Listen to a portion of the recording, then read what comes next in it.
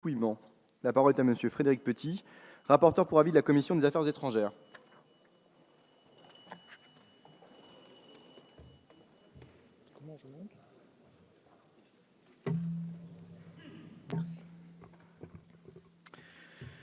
Monsieur le Président, Mesdames et Messieurs les présidents de commission, Mesdames et Messieurs les rapporteurs, Messieurs les ministres, dans ce monde en crise, un monde de violence aveugle et d'inégalités criantes, notre diplomatie d'influence est plus importante que jamais.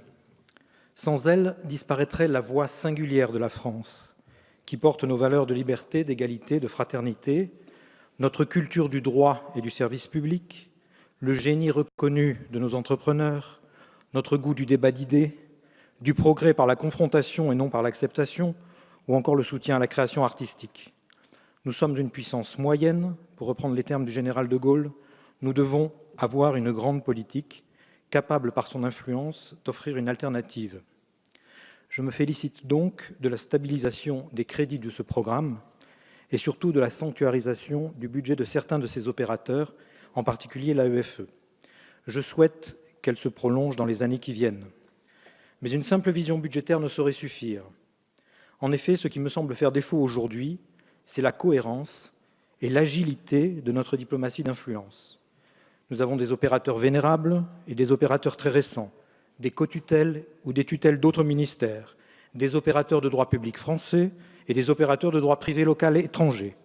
Cette diversité, qui est le résultat de notre histoire, est une richesse. Mais notre diplomatie d'influence s'exerce aujourd'hui dans un contexte concurrentiel absolument inédit pour notre pays. La Chine ouvre des écoles et des centres Confucius partout dans le monde. 1000 centres Confucius. Les médias russes émettent en français. L'élite africaine va désormais se former en Australie, au Canada, aux États-Unis et dans les États du Golfe. La stabilisation de ces crédits doit nous permettre, à l'aube de cette mandature, de travailler en profondeur et dans la durée sur les priorités stratégiques et géographiques que nous voulons nous donner. Je souhaite ici attirer votre attention sur 4 sujets. Nous devons, pour commencer, refonder en profondeur notre action autour de la francophonie, en distinguant 3 notions assez différentes et qui sont souvent mélangées. L'enseignement français, l'enseignement en français et la diffusion et l'enseignement du français dans le monde. Pour ces 3 domaines, nous sommes à un tournant de notre histoire. Encore synonyme d'excellence, l'enseignement français, en gestion directe ou en gestion conventionnée, géré principalement par l'AEFE et la Mission laïque française, n'est désormais plus le seul modèle d'enseignement étranger. Et je l'ai dit, la concurrence est sévère. Pour l'enseignement en français, le développement des établissements partenaires, des classes bilingues, du label France Éducation, ce développement est encore frileux et ne paraît pas faire l'objet de la détermination nécessaire. Nous ne pourrons pas multiplier à l'envi des lycées conventionnés ou gérés directement. C'est donc par ces outils-là qu'il nous faudra répondre aux défis de l'enseignement français et de la francophonie dans les 10 années qui viennent. Et enfin, plus généralement, sur la diffusion du français, je me réjouis que le président de la République ait annoncé un plan de relance de la francophonie, car les enjeux sont énormes. Une diplomatie aboutie de la francophonie peut devenir une diplomatie du climat, peut devenir une diplomatie du développement, une diplomatie de l'éducation au sens large.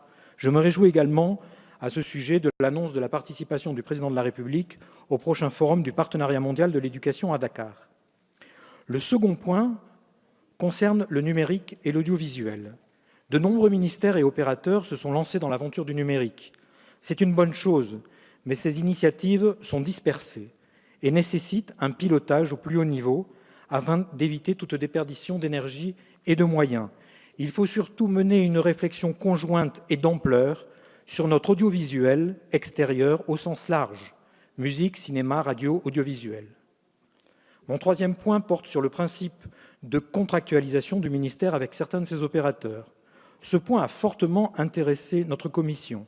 Certains de ces contrats pluriannuels arrivent à échéance.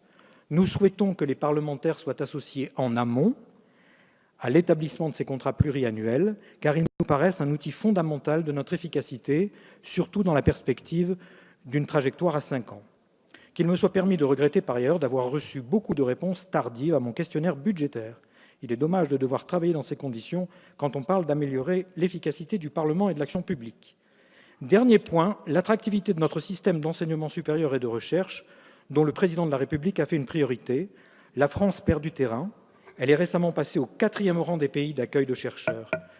Monsieur le ministre, Madame la Présidente, mes chers collègues, notre diplomatie d'influence n'est ni un enrobage, ni un simple gadget. Elle est vitale au rayonnement et à la diplomatie de notre pays.